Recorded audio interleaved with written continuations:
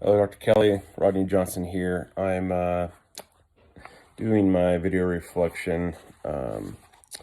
And I think the biggest thing for me out of this chapter 6 and 7 in our book was that, well, first of all, when I did my interactive assignment, I thought it was very, very interesting. Where I came up with like baseball stat cards.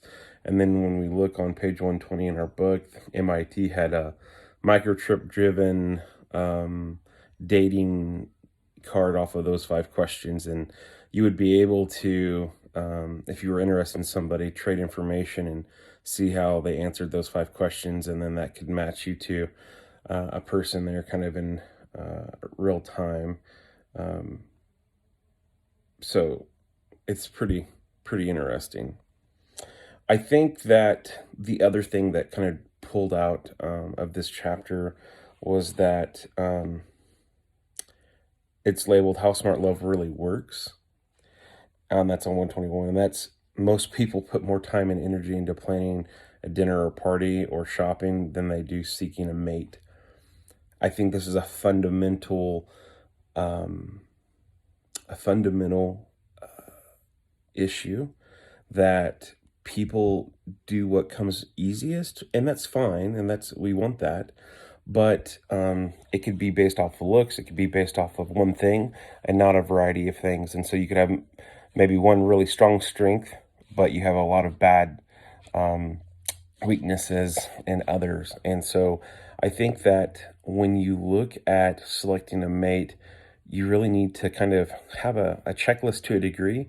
And I'm not saying have a rigid checklist. I'm saying, have that checklist where you know what you're bringing to the table matches what you're looking for. It's really hard to have something of really high value, but you don't bring that necessarily to the table. And now, in some cases, you can, depending on what your mate is looking for, of course.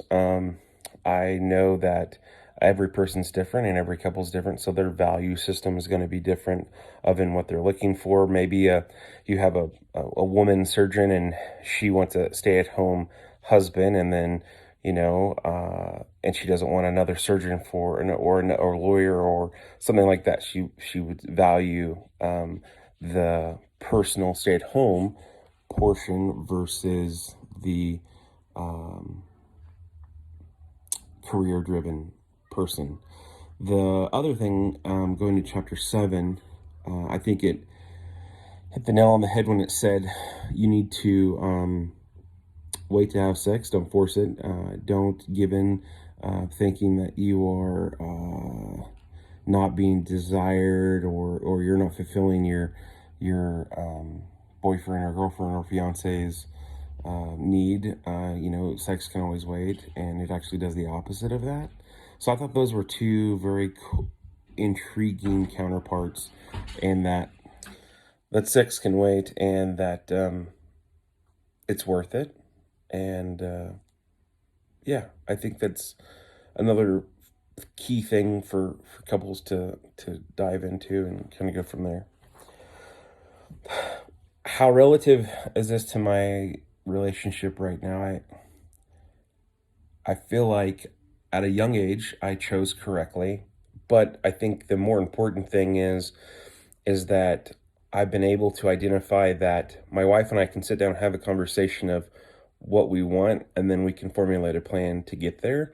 So we both are heard, and we both are bringing value to the relationship to get us to the next stage in our relationship as we raise our children, as we navigate life.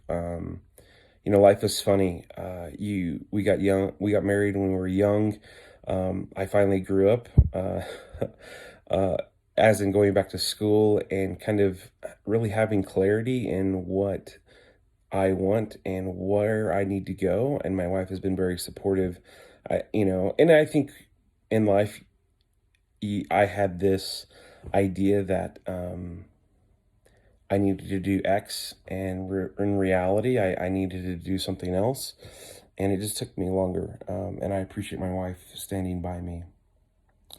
And I think from a biblical standpoint, it's really simple for me.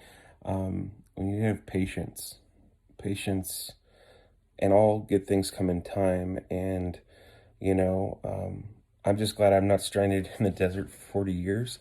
And it took me 10 years in the luxury of living my life and not having those um, turmoils and tribulations, and just patience. Patience solves a lot of things. All right. Thanks, Dr. Kelly. Bye bye.